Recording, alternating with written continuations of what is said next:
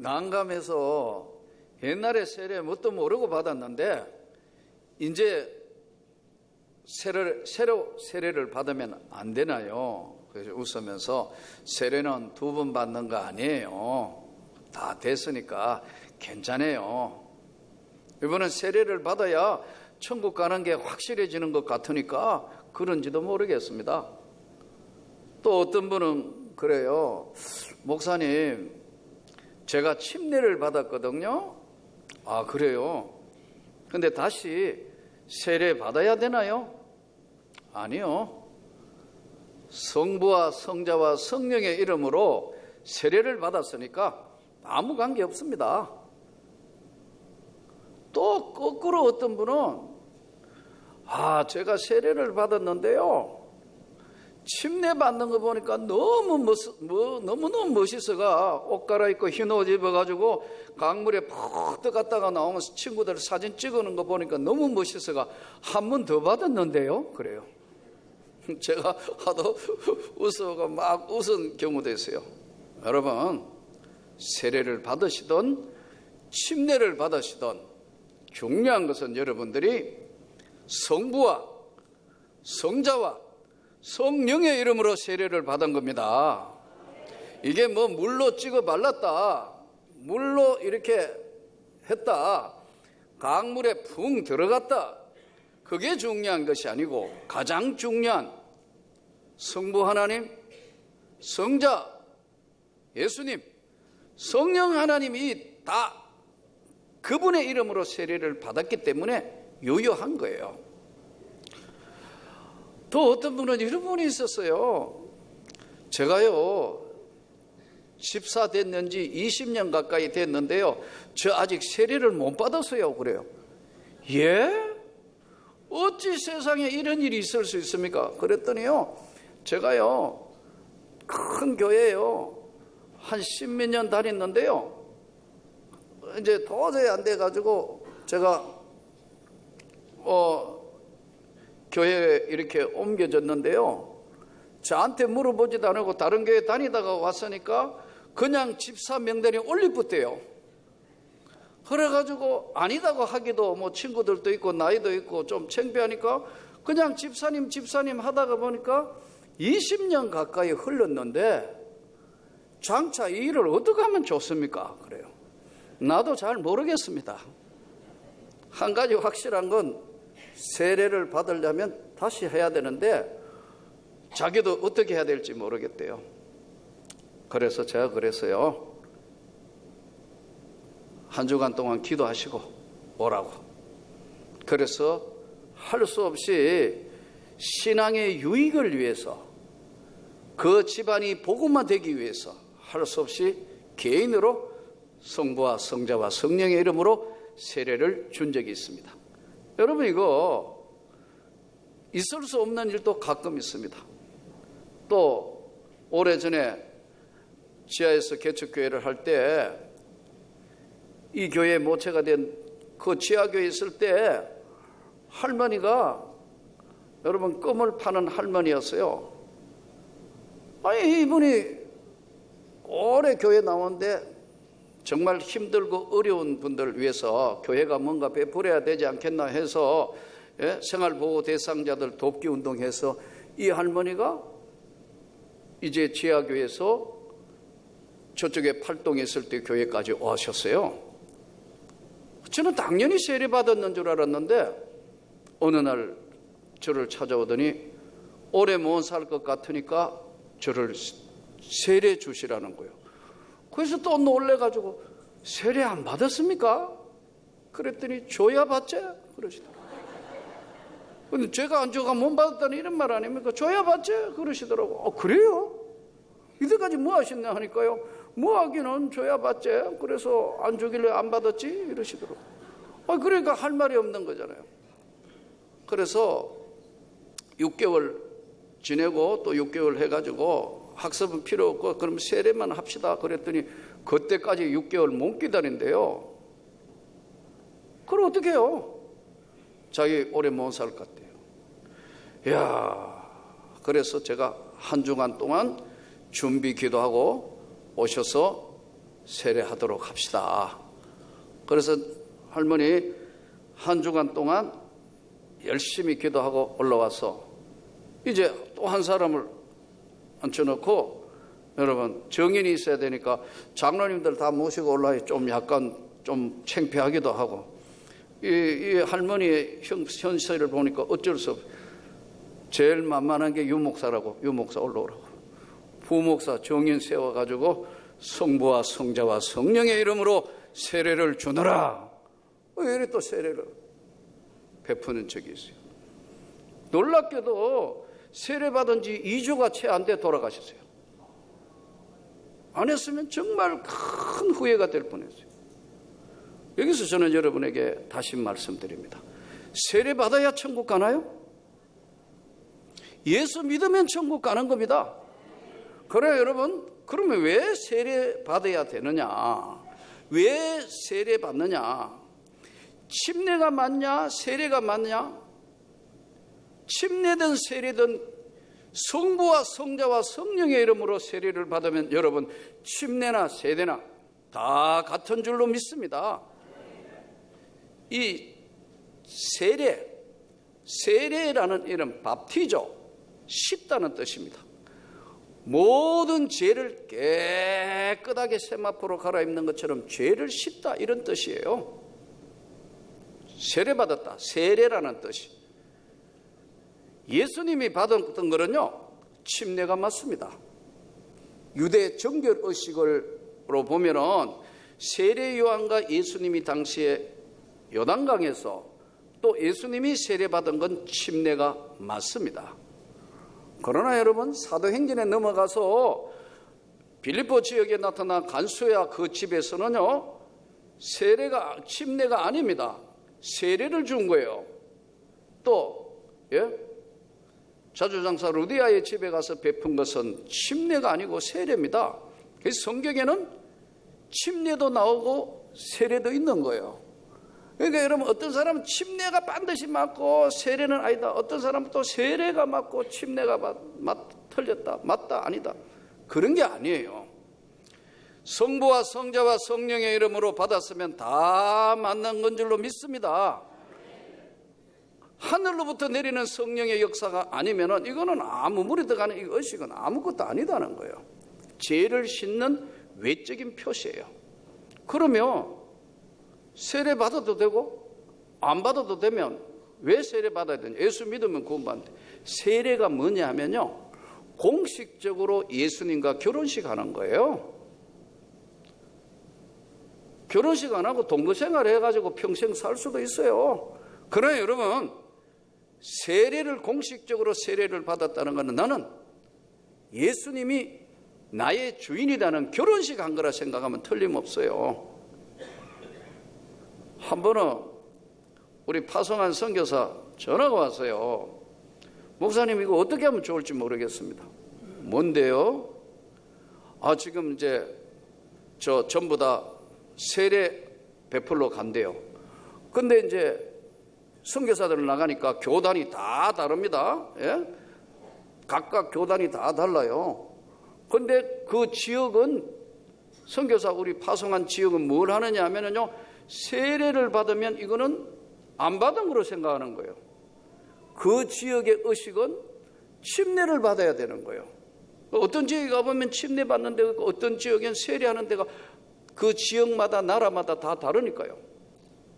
제가 이거 어떻게 해야 될지 모르겠습니다. 다 침례하기로 했는데 내가 장로교 목사인데 어떻게 침례해야 될지 안 할지 모르겠습니다. 아무 관계없고 성부와 성자와 성령의 이름으로 세례고 침례고 성부와 성자와 성령의 이름으로 하는 것은 아무 상관이 없다. 괜히 물에 집어여가 졸도 안 하게만 하면 된다. 어떤 사람들은 할머니 데리고 성부와 성자와 하면 성부와 들어갔다 하고 나온 것 다시 성자와 세 번 성령의 이름으로 기절했고, 실제로 있었던 사건입니다, 여러분. 그러니까 그냥 이게 성부와 성자와 성령의 이름으로 하면 아무 상관이 없고 그쪽에 맞게끔 하되, 그대가 장로교 목사로서 교단이 정하는 법에 목회를 하게 되면 그건 아닌 거야. 세례를 베풀어야 되는 거요.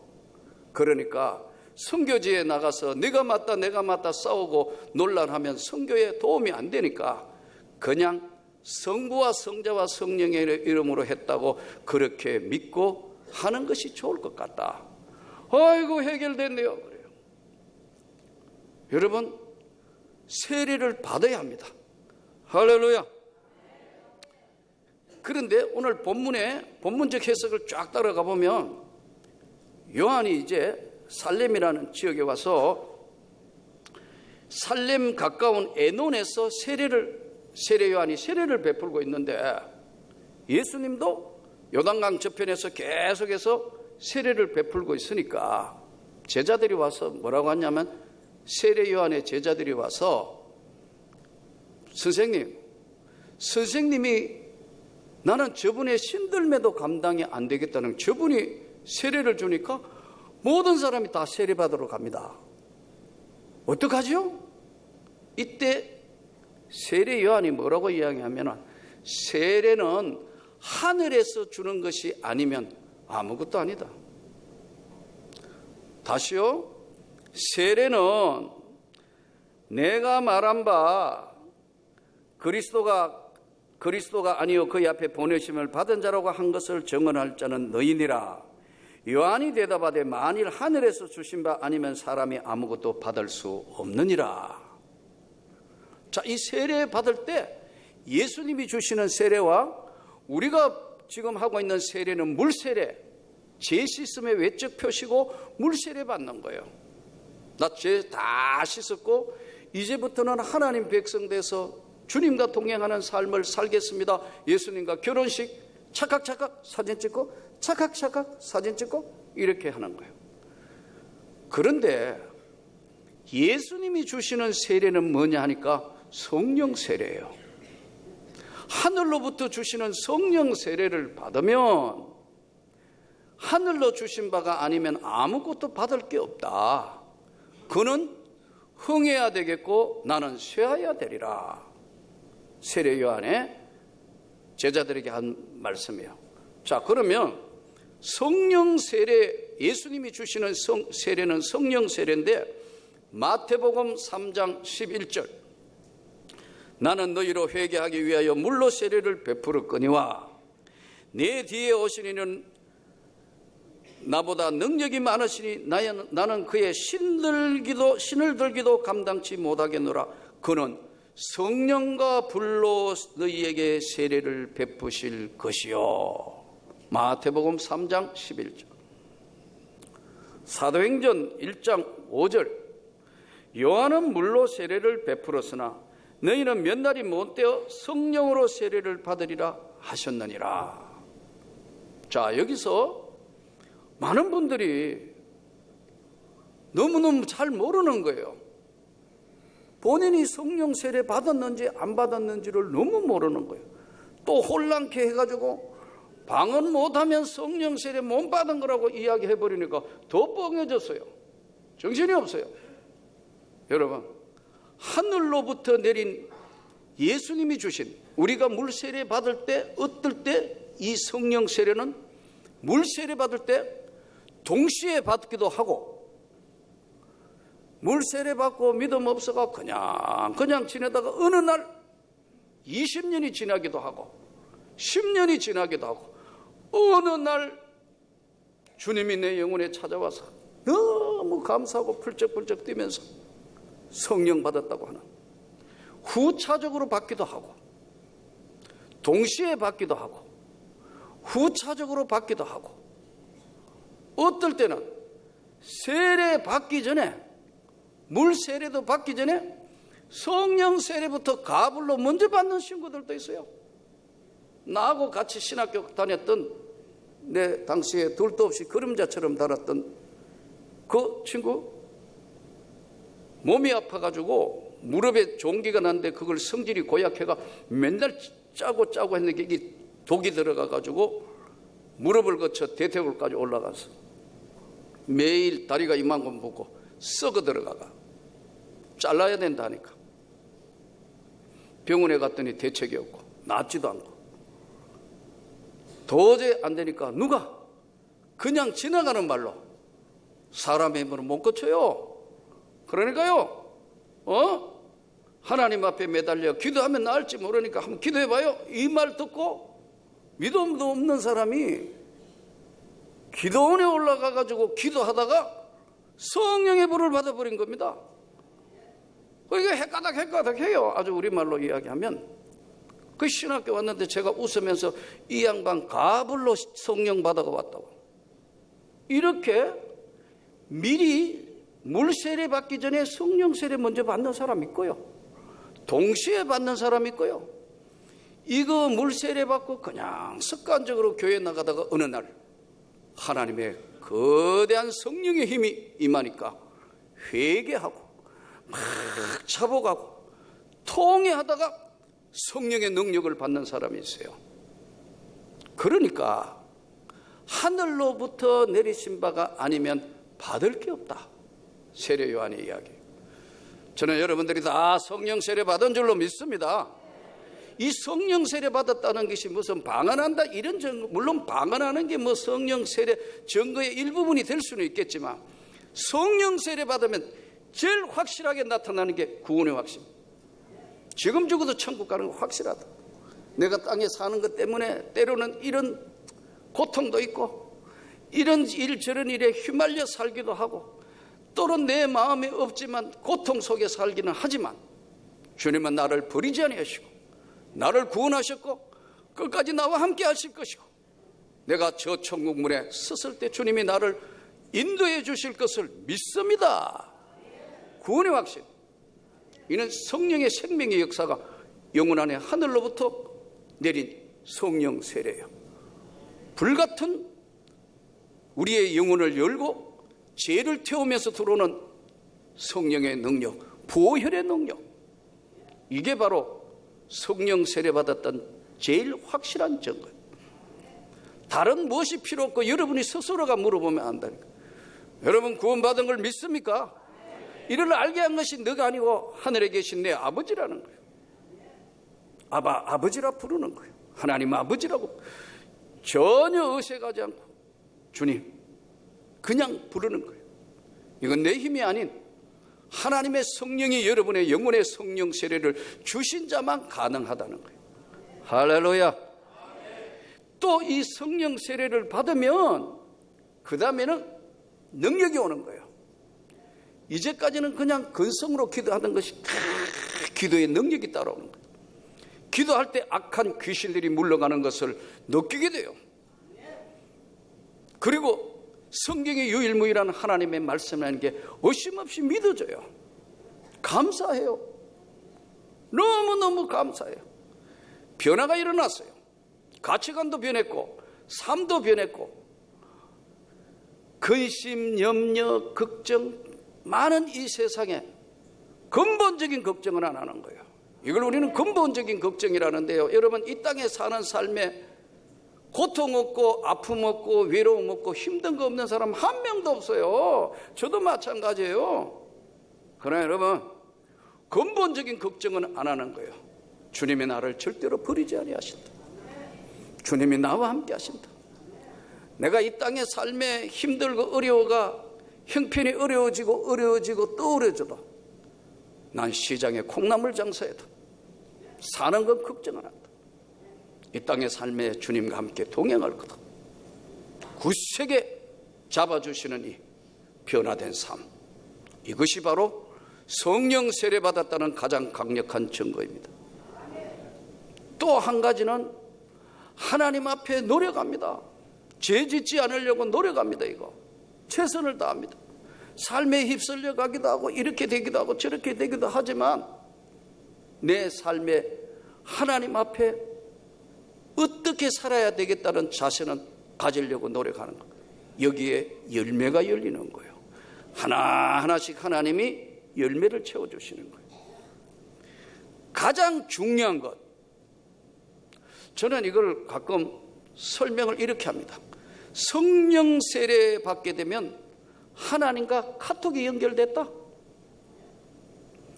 문자 보내는 게 기도 아닙니까? 카톡. 내가 기도하면 하나님이 그래 이렇게 영감으로 깨닫게 하시고 카톡이 연결됐다. 또 뭐 이 모양 저 모양으로 여러 가지 문제를 가지고 기도할 때 하나님이 다 마음의 영혼에 새길 수 있도록 찾아오신다. 근데 중요한 것은 스마트폰을 우리가 가지고 있다 하더라도 이거 사용 용량이 몇 시간 돼요? 요즘 새로 나온 것도 이틀만 하면은 전기를 안 꼽으면 이게 다 배터리가 다 나가면 껍데기는 가지고 있는데 이게 틀림없이 가지고 있는데 전기가 다 나가버렸기 때문에 통신할 수 있는 방법이 없어요. 그래서 성경은 날마다 때마다 성령의 충만함을 받으라. 그 성령 충만 받는 게 뭐냐면 말씀과 기도로 거룩하여지는 것밖에는 방법이 없다. 이렇게 딱 설명을 해놨어요. 사용 방법, 말씀과 기도로 사용하는 거예요. 이게 채우는 거예요. 이렇게 전기에 원천 전기는 하나님으로부터 오는 거니까 하나님으로부터 꼽아가지고 65%, 78%, 90%, 100% 빼내면 이제 이틀 사용 돌아다니면 하는 겁니다. 그럼 항상 충만하냐? 아니다니까요. 다 섞어서 안 되는 경우도 있고 또 어떻게 안 되느냐? 엘리베이터 안에 들어가면 통화 안 돼요. 안 그래요? 비슷한 설명인지 뭐 엘리베이터 안에 통화 안 돼요. 아주 지하 깊은 데 가면 안 돼요. 왜요? 전파가 차단됐어요. 너무 염려, 근심, 걱정 딱 찾아오면요 기도가 하나도 안 된다. 알아요. 다 알지만 잠시 수신이 중단되는 거예요. 그러므로 여러분, 저는 여러분들에게 다시 말씀드립니다. 우리 영혼에 은혜와 능력을 주신 그 주님은 지금도 여전히 함께 하시는데 충만하게 채우기를 바랍니다. 은혜가 충만한 사람은 교회 거리하고 아무 관계 없어요. 2시간, 3시간 해도 교회 오게 돼 있어요. 이 성령 세례에 연결이 없는 분은 여기에서 이쪽으로 이동해도 피곤해 못 온다 그래요. 그 진짜 성령 세례 받으면요 거리하고 아무 관계 없어요. 아무리 멀어도 아멘이에요. 네. 왜냐하면 내 영혼의 성령의 충만함을 채우기 때문에 지금 이 시간에 여러분이 채우는 시간이에요. 말씀으로 채우고 기도로 채우고 그래서 하나님 앞에 충만하게 있을 때만 이게 강력한 성령의 역사, 악한 영들을 물리치고 내 삶의 어떤 어려움과 외로움과 힘듦도 이길 수 있는가. 하늘로부터 내리는 성령 세례, 저는 여러분에게 충만하기를 축복합니다. 이 성령이 충만하면 오늘 본문 29절의 현상이 나타나는데 한번 보시기 바랍니다.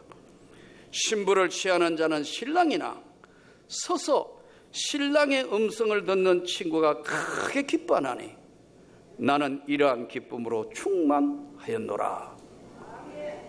이 성령이 충만하고 예수님이 주시는 세례의 성령에 충만하면 기뻐서 신랑 예수님도 기쁘고 신부인 우리도 기쁘고 친구도 기쁘고 집안도 기쁘고 모두가 기뻐지는 거예요. 감사 충만. 이게 왜 그러냐 하니까요, 성령은 기쁨의 영이에요. 뭐 이거 기쁨으로 별로 기뻐할 것도 없는데 감사하는 거예요. 혼자 손 들고 찬양하는 거예요. 눈물을 흘리며 감사하는 거예요. 왜요?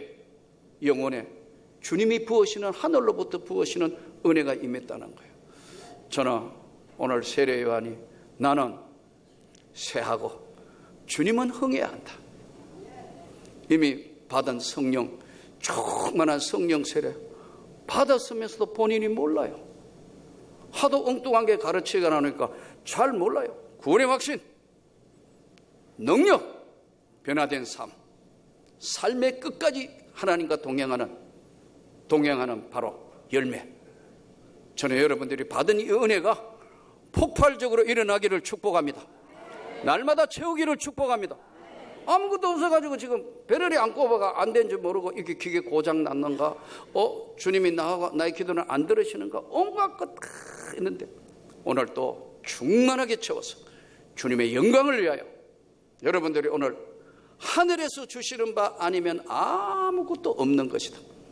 세례 동시에 나타나기도 하고 전에도 나타나고 후에도 나타나시는 살아계신 이 하나님의 성령의 역사, 그분은 성령 하나님이시다. 오늘도 충만하게 부으셔서 한 주간 여러분들이 세상에서 성례하기를 주의 이름으로 축복합니다. 이 시간에 우리 한번 기도하도록 합시다. 하나님, 은혜 충만하게 채워주시고 성령으로 오늘 또 기쁨으로 신부를 취하는 신랑이나 신부의 음성, 신랑의 음성을 듣는 친구가 더 기뻐한다. 오늘 주님, 저희들 그렇게 살게 해주시고 이기게 하여 주옵소서.